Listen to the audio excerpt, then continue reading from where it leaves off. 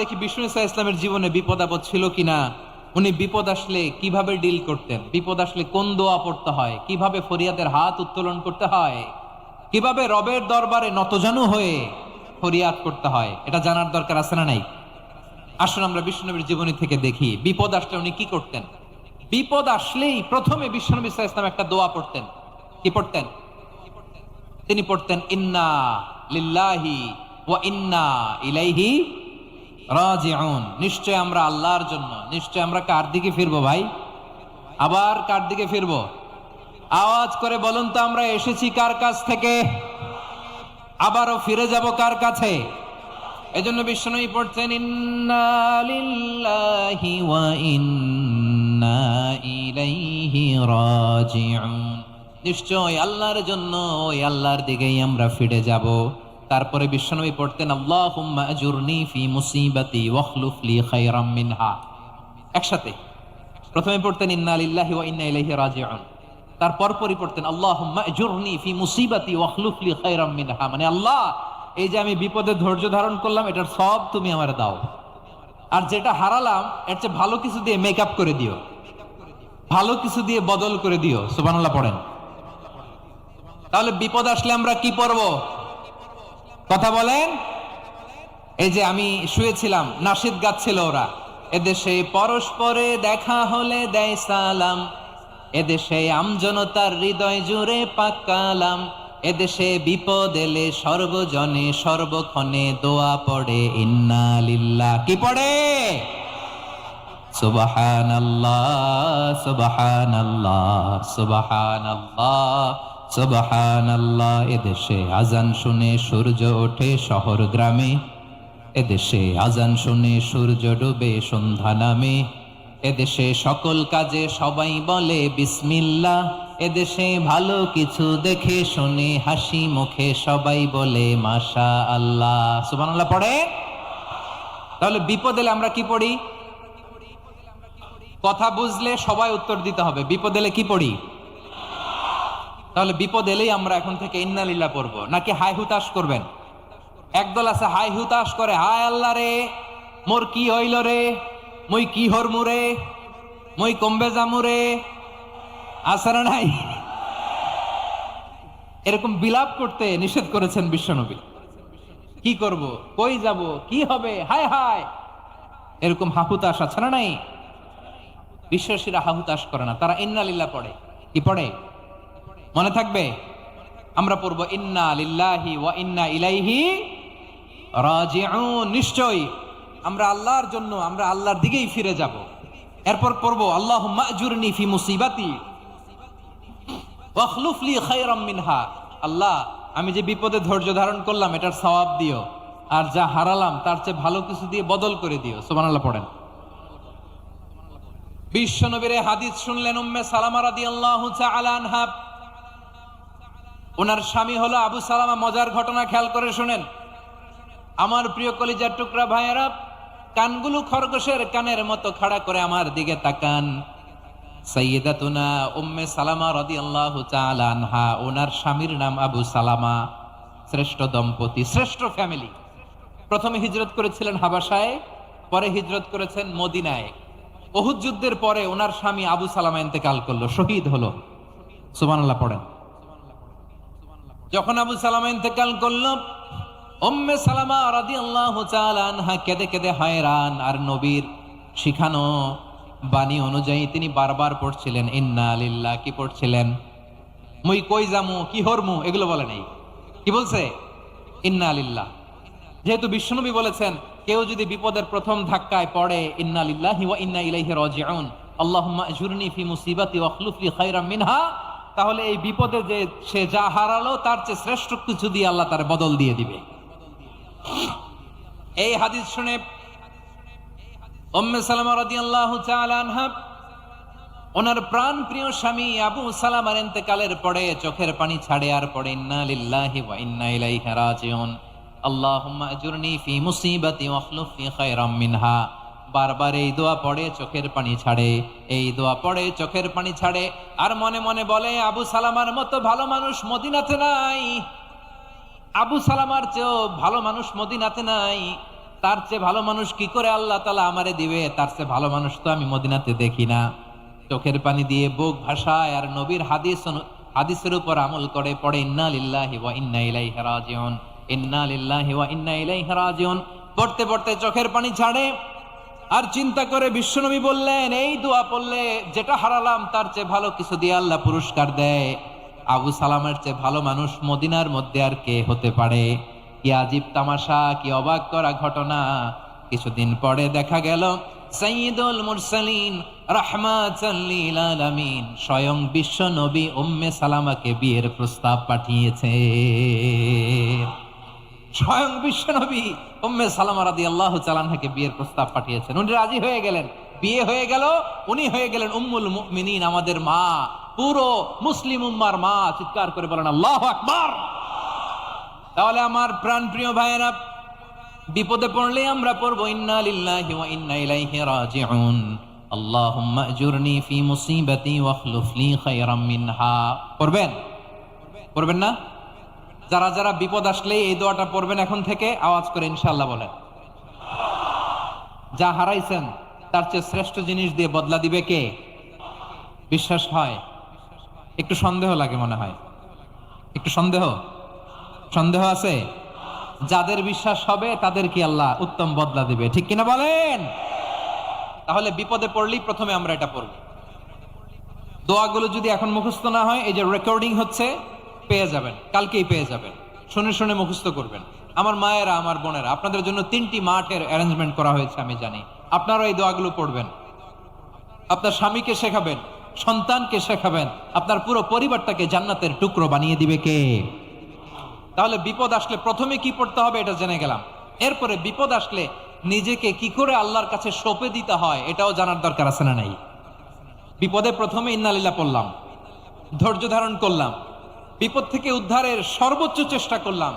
আমার কাজ যখন শেষ তখন আমি আমার এই বিষয়টা আল্লাহর কাছে সঁপে দিব। কার কাছে সোপর্দ করব? কার কাছে? বিপদে বললে কেমন করে নিজেকে আল্লাহর কাছে সঁপে দিতে হয়, আসুন সাইয়েদনা ইব্রাহিম আলাইহিস সালামের জীবনী থেকে জানি।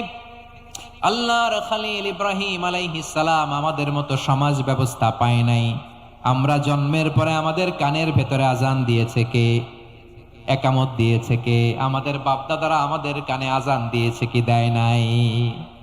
আমাদের জন্মের পরেই তো আজান, একামত, বাড়ির পাশে মসজিদ, প্রতিদিন আজান, জুমার খুতবা, প্রতি মাসে মাসে তাফসিরুল কোরআন মাহফিল, মসজিদ, মিনারা, অভাব নাই, ঠিক কিনা বলেন? আপনি যেই সুন্দর ইসলামিক এনভায়রনমেন্ট পেয়েছেন, আমাদের ইব্রাহিম খলিল উনিও কি এরকম পেয়েছিলেন? হ্যাঁ, উনি জন্মের পর পরে ওনার কানে আজান দিয়েছে কেউ? আমার প্রিয় ভাইরা, আগা গোড়া একটা শিরকি পরিবেশ উনি জন্মগ্রহণ করেছেন। উনি ছাড়া ওই তল্লাটে একজনও আল্লাহর উপর বিশ্বাসী নাই। কল্পনা করতে পারেন? গোটা তল্লাটে, গোটা দেশে বিশ্বাসী মুমিন, আল্লাহর উপর বিশ্বাস স্থাপনকারী কয়জন? সবাই বলেন কয়জন? বাকি সব মুশরিক। বাকি সব মুশরিক নিজের সাথে নিজে শক্ত বোঝাপড়া করে, অ্যানালজি করে, সেলফ কনভারসেশন করে উনি মহা সত্যের সন্ধান পেয়েছেন। উনি আকাশের তারা দেখে ভাবে মনে হয় এটাই আমার খোদা, পরে দেখে তারা নাই, মনে মনে বলে না তাইলে এটা না। আবার চাঁদ দেখে বলে চাঁদটা বড় মায়া লাগে, মনে হয় এটাই আমার রব, পরে দেখে চাঁদও নাই, কয় না এটা না। এরপরে দ্বীপ প্রহরের জলজলে সূর্যটা খাঁ খাঁ করে গোটা পৃথিবীটারে রৌদ্র দিয়ে তাতিয়ে রাখে। তিনি ভাবলেন মনে হয় এটাই আমার রব, কারণ এটাই তো সবচেয়ে বড়। কিন্তু বিকেল বেলা ওই সূর্যটাও যখন চলে যায়, সাইয়েদনা ইব্রাহিম বলে না এটাও তো নাই, আমার খোদা যদি আমারে ছেড়ে চলে যায়, বিপদে পড়লে আমারে উদ্ধার করবে কে? এভাবে নিজের সাথে অ্যানালজি, সেলফ কনভারসেশন করতে করতে করতে তিনি মহা সত্যের সন্ধান পেয়েছেন। সুবহানাল্লাহ পড়েন। সব শেষে তিনি ডিসিশন নিয়ে ঘোষণা দিলেন, ইন্নী ওয়াজ্জাহাতু ওয়াজহিয়া লিল্লাযী ফাতারাস সামাওয়াতি ওয়াল আরদা হানিফান ওয়া মা আনা মিনাল মুশরিকিন। নিশ্চয় আমি এমন সত্তার দিকে মনোনিবেশ করলাম, মুখাপেক্ষী হলাম, যিনি আকাশ বানিয়েছেন, জমিন বানিয়েছেন, আমি মুশরিক নই। সুবহানাল্লাহ। পারতেন? আপনি পারতেন? কেউ নাই, লক্ষ লক্ষ মুশরিক, আপনি একা। ওনার মতো এরকম বিচক্ষণতা দিয়ে আল্লাহরে খুঁজে পাইতে পারতেন আপনি? কি নবী ছিল! আল্লাহকে খুঁজে পেয়েছে। যখন আল্লাহর ইবাদত শুরু করলো, এই কথা ছড়ায় পড়লো চারদিকে। নমরুদ সাইয়েদনা ইব্রাহিমকে ডেকে পাঠালেন। নমরুদ বলে, ইব্রাহিম, তুমি নাকি মূর্তির পূজা না করে কোন নতুন রবের ইবাদত করো, কে তোমার রব? সাইয়েদনা ইব্রাহিম বললেন, রব্বি আল্লাযী ইউহয়ী ওয়া ইউমীত, আমি এমন রবের ইবাদত করি যিনি জীবন দেন, যিনি মৃত্যু দেন। নমরুদ বলে, তাই নাকি? তোমার রব জীবন দেয় মৃত্যু দেয়, আর এটা তো আমি দেই, আমিও তো জীবন দেই, আমিও তো মৃত্যু দেই। সাইয়েদনা ইব্রাহিম বললেন, কেমন করে তুমি জীবন দাও মৃত্যু দাও, একটু দেখাও তো। নমরুদ জেলখানা থেকে দুজন কয়েদিকে ডেকে আনলো। কয়েদি এনে অর্ডার করলো, একটাকে এখনই শিরোচ্ছেদ, হেড অফ, ডেথ পেনাল্টি, মৃত্যুদণ্ড দেয়া হলো, ফিনকি দিয়ে রক্ত বেরোলো। নমরুদ বলে, দেখো, দুজনকে ধরে আনলাম, একজন কয়েদিকে দিলাম ডেথ পেনাল্টি, মৃত্যুদণ্ড, ওরে মৃত্যু দিলাম। আরেকজন যে দাঁড়িয়ে আছে, চাইলে ওরেও আমি মৃত্যুদণ্ড দিতে পারি, কিন্তু না, ওরে আমি দিব না, ওরে আমি বাঁচাইয়া দিলাম, ছেড়ে দিলাম, মানে জীবন দিলাম। দেখো ইব্রাহিম, তোমার চোখের সামনে একজন রে মৃত্যু দিলাম, আরেকজন রে জীবন দিলাম। আপাত দৃষ্টিতে তাই তো, একজন রে তো জীবন দিল, আরেকজন রে মৃত্যু দিল। সাইয়েদনা ইব্রাহিম এবার বিপাকে পড়ে গেলেন। কিন্তু এক একজন নবীকে আল্লাহ এমন উইজডম বিচক্ষণতা দিয়ে এই জমিনে পাঠিয়েছেন, মুহূর্তের মধ্যে আল্লাহর খলিল ইব্রাহিম বললেন, ইন্নাল্লাহা ইয়াতি বিশ-শামসি মিনাল মাশরিকি ফাতি বিহা মিনাল মাগরিব ফাবুহিতাল্লাযী কাফার। আল্লাহর খলিল ইব্রাহিম বললেন, নমরুদ, বুঝলাম তুমি জীবন দাও মৃত্যু দাও, দেখলাম, কিন্তু আমার রব, আমার আল্লাহ প্রতিদিন সকালবেলা উষা লগ্নে ওই পূর্ব দিগন্ত থেকে সূর্যটাকে উদিত করেন, সাঁঝের বেলা, বিকেল বেলা, গধূলি লগ্নে, সন্ধ্যা বেলা ওই দ্বিপ্রহরের জল জলে সূর্যটাকে পশ্চিম দিগন্তে ডুবিয়ে দেন। মানে সকালবেলা পূর্ব দিক থেকে উদিত করা সূর্যটাকে পশ্চিম দিকে বিকেলে তিনি ডুবিয়ে দেন। তুমি যদি পারো ওই সূর্যটাকে পশ্চিম দিক থেকে উদিত করে পূর্ব দিকে ডুবিয়ে দাও। সুবহানাল্লাহ পড়বেন না? দেখেন, ইনস্ট্যান্ট ইন্টেলেক্ট, মুহূর্তে বিচক্ষণতা, উইজডম কাকে বলে? নমরুদ পারবে? নমরুদের বাপ পারবে? ওর দাদা, ওর 14 গোষ্ঠী, গোটা বিশ্বের সব ক্ষমতাধর রাষ্ট্রনায়করা একসাথে হলে পারবে? বা বহিতাল্লাযী কাফার পারে নাই, ব্যর্থ হয়েছে। এবার তেলে বেগুনে জ্বলে উঠেছে, রেগে মেগে আগুন বলে, ফালকুহু ফিল জাহিম। ওর সাথে তর্ক নাই, না পেরে এবার এটারে আগুনে ফেলা। বিশাল বিশাল গাছ কেটে লাকড়ি এনে আগুনের কুণ্ডলি বানানো হলো, দাউ দাউ দাউ দাউ করে আগুন জ্বলে। আল্লাহর খলিল ইব্রাহিমকে আগুনে নিক্ষেপ করা হবে। আল্লাহর খলিল সাইয়েদনা ইব্রাহিমের হাতের মধ্যে রশি দিয়ে টাইট করে বাঁধা হলো, পায়ের মধ্যেও টাইট করে রশি দিয়ে বাঁধা হলো। আল্লাহর খলিল ইব্রাহিমকে আগুনের কুণ্ডলির মধ্যে ফেলা হবে। ওমিয়া, আপনি যে বিপদের কারণে ভয় পান, হতাশ হন, এটা কোনো বিপদ ওনার বিপদের সামনে? পটুয়াখালী আওয়াজ করে বলুন, সাইয়েদনা খলিল ইব্রাহিমের বিপদের সামনে আমাদের বিপদগুলো কোনো বিপদ? এটা কোনো বিপদই না, এটা কোনো বিপদই না। হাত পা বেঁধে টাইট করে নিক্ষেপ করা হবে, সিম্পলি ফেলা যাবে না, কারণ দাউ দাউ করে দ্য ব্লেজিং ফায়ার, এমন আগুনের কুণ্ডলি, কাছে যাওয়া যায় না, আগুনের উত্তাপে নিক্ষেপ করা হবে। হাতে রশি বেঁধে, পায়ে রশি বেঁধে আল্লাহর খলিল ইব্রাহিম আলাইহিস সালামকে আগুনের মধ্যে নিক্ষেপ করা হবে। আহা, এটার বলে অগ্নি পরীক্ষা। উনি অগ্নি পরীক্ষার সম্মুখীন হয়েছে, এজন্য কঠিন পরীক্ষাকে আমরা অগ্নি পরীক্ষার সাথে তুলনা করি, ঠিক কিনা? সাইয়েদনা জিবরাইল এসে বললেন, ও আল্লাহর খলিল, ওরা তো আপনার হাতও বেঁধে ফেললো, পাও বেঁধে ফেললো, নড়াচড়ার সুযোগ নাই, বলেন আমি জিবরিল ফেরেশতা আপনার জন্য কি করতে পারি? আল্লাহর খলিল ইব্রাহিম বলেন, ও জিবরাইল, তোমার কাছে আমার কোনো চাওয়া পাওয়া নাই। সুবহানাল্লাহ বলেন। তোমার কাছে বলার কিছু নাই, তোমার সাহায্যের আমার দরকার নাই। সাইয়েদনা ইব্রাহিম আলাইহিস সালামকে হাতে পায়ে রশি বেঁধে, হাত পা বাঁধা অবস্থায় জ্বলন্ত অগ্নিকুণ্ডে যখন নমরুদের দলবল নিক্ষেপ করবে, আল্লাহর খলিল কিভাবে নিজেকে আল্লাহর কাছে সঁপে দিয়েছেন, পটুয়াখালীর ভাইরা খেয়াল করে শুনুন। হাত পা বেঁধে আল্লাহর খলিলকে যখন নিক্ষেপ করা হবে, তিনি মুখ ফুটে বলে ফেললেন, হাসবুনাল্লাহু ওয়া নি'মাল ওয়াকিল। হাসবুনাল্লাহু ওয়া নি'মাল ওয়াকিল, আমার জন্য আল্লাহই যথেষ্ট, আমার জন্য আল্লাহই যথেষ্ট। তিনি আমার সবচেয়ে বড় গার্ডিয়ান, তিনি আমার সবচেয়ে বড় অভিভাবক। জিব্রাইলের সাহায্যে অফারকে ফিরিয়ে দিলেন। দুনিয়ার বুকে কারো কাছে কিছু বলেন নাই, মুখ ফুটে বলেছেন হাসবুনাল্লাহ। ও আমার পটুয়াখালীর প্রাণের ভাইয়েরা, খেয়াল রাখবেন, কোন বান্দা তার হাতে থাকা সব চেষ্টাটুকুন করার পরে মুখ ফসকে মুখ দিয়ে যখন বলে ফেলে হাসবুনাল্লাহ, বান্দা যখন হাসবুনাল্লাহ বলে ফেলে, ওই ব্যাপারটা ডিল করার দায়িত্ব স্বয়ং আল্লাহ আরশের উপর থেকে নিয়ে নেয়। আপনি যখন বলে ফেলবেন হাসবুনাল্লাহ, এটা ডিলিং করবে কে তখন?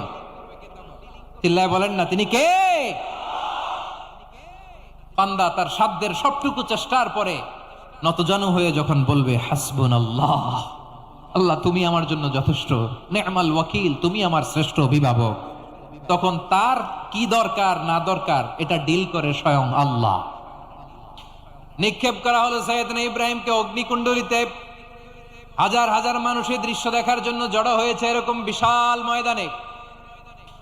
কিন্তু কি অবাক করা ঘটনা, সবাই ভয় পাচ্ছিল, না জানি কি হয়ে যায়। আল্লাহর খালিলকে যখন আগুনের কুণ্ডলিতে নিক্ষেপ করা হয়, আল্লাহর খালিল ইব্রাহিম আগুনের কুণ্ডলীর মধ্যে বসে বসে মানুষগুলোর দিকে তাকিয়ে হাসতে শুরু করে দেয়। কারণ আকাশ থেকে রব্বুল আলামিন স্পেশাল ভার্ডিক্ট নাজিল করেছেন, স্পেশাল হুকুম জারি করেছেন, কুলনা ইয়া নারু কুনি বারদান ওয়া সালামান আলা ইব্রাহিম। ও আগুন খবরদার, সৃষ্টির শুরু থেকে তোকে একটা ধর্ম আমি বাতলে দিয়েছিলাম, তোর ধর্ম, আগুনের ধর্ম হলো যা পাবে জ্বালিয়ে ছারখার করবে। আল্লাহ বলল, আগুন তোর ধর্ম দিয়েছিলাম, তুই সব জ্বালিয়ে পুড়িয়ে ছারখার করে দিবি, কিন্তু ক্ষণিকের জন্য আমি তোর জ্বালিয়ে দেওয়ার ক্ষমতাটাকে কেড়ে নিলাম, জ্বালিয়ে ভস্ম করে দেওয়ার ক্ষমতা আমি কেড়ে নিলাম। কুনি বারদান, ঠান্ডা হয়ে যা, কিন্তু এত বেশি ঠান্ডা হবি না আবার আমার ইব্রাহিমের জন্য সর্দি লেগে না যায়। সুবহানাল্লাহ, এত আসতে বললে হবে? কুনি বারদান, বার্দ মানে বরফ, ঠান্ডা, ঠান্ডা হ, কিন্তু এত ঠান্ডা হবি না যাতে আমার ইব্রাহিমের কষ্ট হয়। আগুন বলে, আল্লাহ একবার বললা ঠান্ডা হ, আবার বলো এত ঠান্ডা হবি না যাতে খালিলের সর্দি না লাগে। কেমন ঠান্ডা হব, কেমন এনভায়রনমেন্ট তৈরি করে দেব বলো? আল্লাহ বললেন, সালামান আলা ইব্রাহিম, আমার খালিল, আমার কলিজা, আমার ইব্রাহিমের জন্য তুই জান্নাতের গুল বাগিচা হয়ে যা।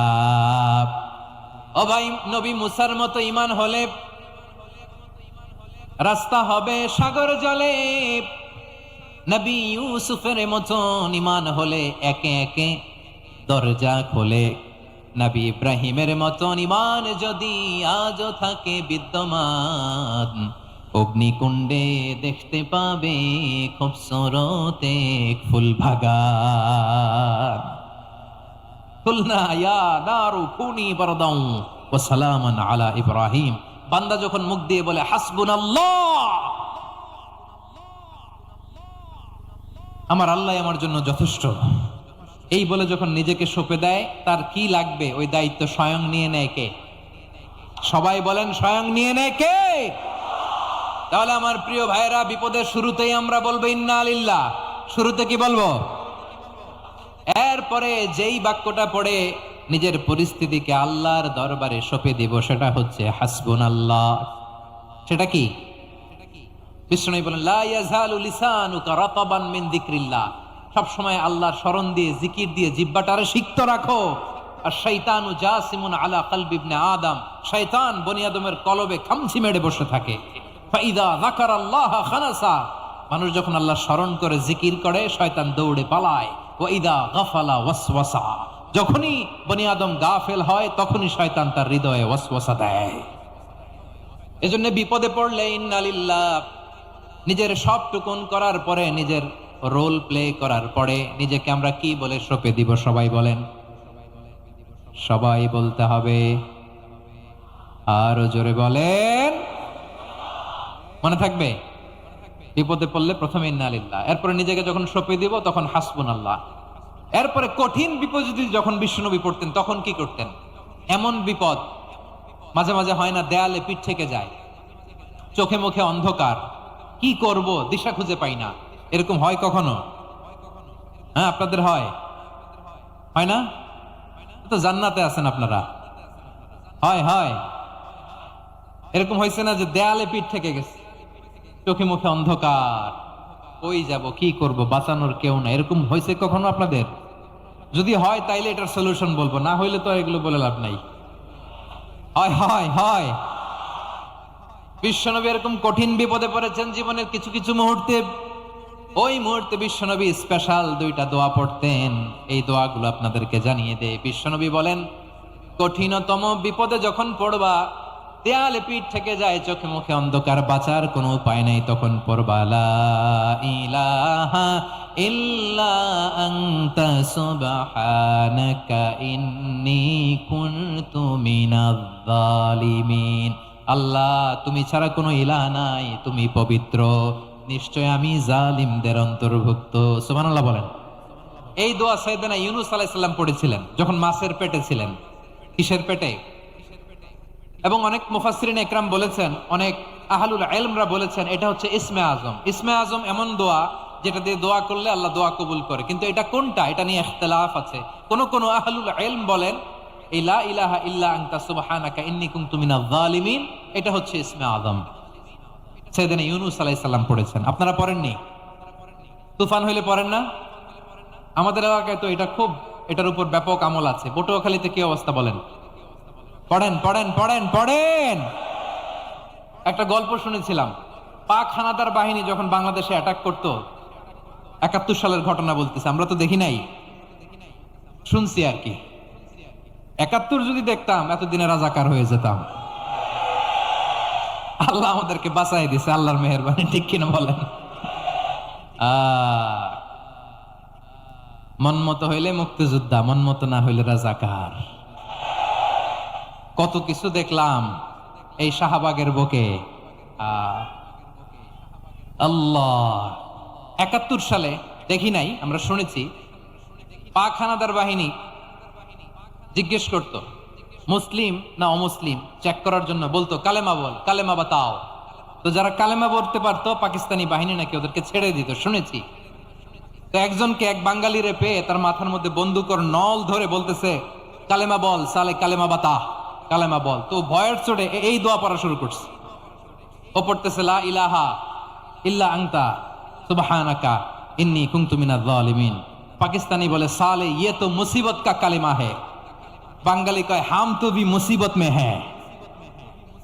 পাকিস্তানি বলে বেটা কোন দোয়া বললি, এটা তো মুসিবতের কালেমা। কয় আমিও তো মুসিবতে আছি, আমার মাথার মধ্যে বন্দুক ধরে তুমি আমার কালেমা জিজ্ঞেস করো, এখন কোনটা কালিমা আর কোনটা কি দোয়া, আমার হুশ আছে নাকি? প্রিয় ভাইরা, আসলে এটা দোয়াউল মুসিবা, বিপদে পড়লে এ দোয়া পড়তে হয়। লা ইলাহা ইল্লা আনতা সুবহানাকা ইন্নী কুনতু মিনাজ জালিমিন, এটা পড়বেন আপনারা। এই দোয়া পড়ে সাইয়েদনা ইউনূস আলাইহিস সালাম মাছের পেট থেকে রক্ষা পেয়েছিলেন। রক্ষা করেছিল কে? তুমি ইউনূস নবীরে যখন খাইলো মাছেতে গিলিয়া, ফেরেশতা পাঠাইয়া দিলে ইসমে আজম দিয়া। প্রাণে ছিল যাহার ভয় সেথা পাইল আশ্রয়, প্রাণে ছিল যাহার ভয় সেথা পাইল আশ্রয়। মাছের পেট হতে সে যে পেল পরিত্রাণ। আল্লাহু আল্লাহু তুমি জাল্লে জালালুহু, শেষ করা তো যায় না গে তোমার গুণগান। আল্লাহু আল্লাহু, সুবহানাল্লাহ পড়েন। লা ইলাহা ইল্লা আনতা সুবহানাকা ইন্নী কুনতু মিনাজ জালিমিন। বিশ্বনবী বললেন, দেয়ালে পিঠ থেকে গেলে, চোখে মুখে অন্ধকার, বাঁচার কোনো উপায় নাই, তখন এই দোয়াটা পড়তে হবে। এই দোয়া পড়ে আল্লাহর কাছে ফরিয়াদ করলে বিপদ মুক্ত করবেন কে? কেন এই দোয়াটা আল্লাহর কাছে বড্ড প্রিয় জানেন আমার ভাইয়েরা? কারণ এই দোয়ার মধ্যে 3টা জিনিস আছে। আমি যেরকম আঙ্গুল উঁচু করেছি এরকম করেন তো। 3টা, কয়টা? 3টা। 1 নম্বরে হচ্ছে তাওহীদ, 2 নম্বরে তাসবিহ, 3 নম্বরে তাকরীর। আই রিপিট, আবারও বলছি, 1 নম্বরে তাওহীদ, 2 নম্বরে তাসবিহ, 3 নম্বরে তাকরীর। এ দোয়াটা আল্লাহর কাছে এত পছন্দনীয় কারণ এ দোয়ার প্রথম অংশে আছে তাওহীদ, আল্লাহর একত্ববাদের ঘোষণা। লা ইলাহা ইল্লা আনতা, ও আল্লাহ আপনি ছাড়া কোনো ইলাহ নাই, উপাস্য নাই। একথা বললে আল্লাহ বড্ড খুশি হয়ে যায়, সুবহানাল্লাহ পড়েন। এ দোয়ার দ্বিতীয় অংশে আছে তাসবিহ, মানে আল্লাহর প্রশংসা, প্রশংসা সূচক বাণী। সুবহানাক সুবহানাক সুবহানাক, ও আল্লাহ আমি আপনার পবিত্রতা ঘোষণা করছি, সুবহানাক। একথা শুনলেও আল্লাহ খুশি হয়ে যায়, সুবহানাল্লাহ পড়েন। এই দোয়ার তৃতীয় অংশে আছে তাকরীর, তাকরীর মানে পাপের স্বীকৃতি। তাকরীর মানে কি? তাকরীর মানে পাপের স্বীকৃতি। এই দোয়ার তৃতীয় অংশে আছে ইন্নী কুনতু মিনাল জালিমিন, ও আল্লাহ আমি জালিমদের অন্তর্ভুক্ত। আল্লাহ আল্লাহ আমি জালেম, আল্লাহ আমি ভুল করেছি, অন্যায় করেছি, আল্লাহ আমি জালেমদের অন্তর্ভুক্ত। এই পাপের স্বীকৃতি, অ্যাকনলেজমেন্ট আল্লাহ বড্ড পছন্দ করে। যখন আল্লাহর কাছে আপনি ছোট হবেন, ছোট হতে হতে যত ছোট হবেন ওই দৃশ্যটা দেখতে আল্লাহ বড্ড পছন্দ করে, সুবহানাল্লাহ বলেন। 3 নম্বর অংশ ইন্নী কুনতু মিনাজ জালিমিন, আল্লাহ আমি জালেমদের অন্তর্ভুক্ত। সাইয়েদনা আদম আলাইহিস সালাম ভুল করে যখন নিষিদ্ধ গাছের ফুল খেয়ে ফেললেন, ফল খেয়ে ফেললেন, আল্লাহ বললেন আদম ক্ষমা পেতে চাইলে তুমি আর হাওয়া মিলে স্বীকৃতি দাও, পাপের স্বীকৃতি। আর পড়ো রব্বানা যালামনা আনফুসানা ওয়া ইল্লাম তাগফির লানা ওয়া তারহামনা লানাকুনান্না মিনাল খাসিরিন। ও আল্লাহ আমি আদম আর হাওয়া যালামনা আনফুসানা, আমরা আমাদের নফসের উপর বড্ড জুলুম করেছি। আল্লাহ ওয়া ইল্লাম তাগফির লানা ওয়া তারহামনা, আপনি যদি ক্ষমা না করেন, আপনি যদি দয়া পরবশ না হন, আপনি যদি রহম না করেন, আমরা তো ক্ষতিগ্রস্তদের মধ্যে শামিল হয়ে যাব। এই দোয়া করার সাথে সাথে সাইয়েদনা আদম আর হাওয়া আলাইহিস সালামকে ক্ষমা করে দিলেন কে?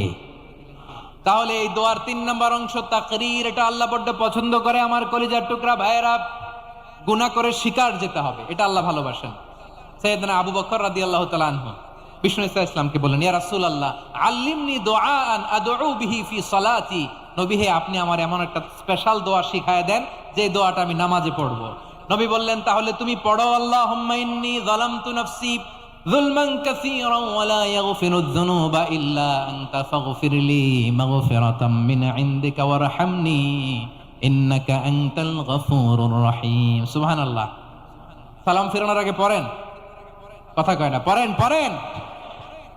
ও আবু বকর, নামাজে যদি দোয়া করতে মনে চায় এই দোয়াটা পড়বা, আল্লাহুম্মা ইন্নী যালামতু নাফসি, আল্লাহ জুলুম করেছি আমার নফসের উপর, যুলমান কাসীরা অনেক জুলুম, ওয়া লা ইয়াগফিরুয যুনুবা ইল্লা আনতা, আপনি ছাড়া এই যুনুব, এই পাপ ক্ষমা করার দ্বিতীয় কোনো রব নাই। আছে? আল্লাহ ছাড়া আমাদের গুনাহ আর কে কে ক্ষমা করতে পারে বলেন তো? কে পারে? কে? এজন্য আল্লাহরে বলবেন, আল্লাহ আমি ছাড়া তোমার গোলামের অভাব নাই, ও আমার রব আমি ছাড়া এই জমিনের বুকে তোমার গোলামের অভাব নাই, কিন্তু তুমি ছাড়া তো আমার দ্বিতীয় কোনো রব নাই। পারবেন বলতে? পারবেন? চোখের পানি ছেড়ে আল্লাহরে বলবেন, আল্লাহ তুমি আমার রব, তুমি আমার সব।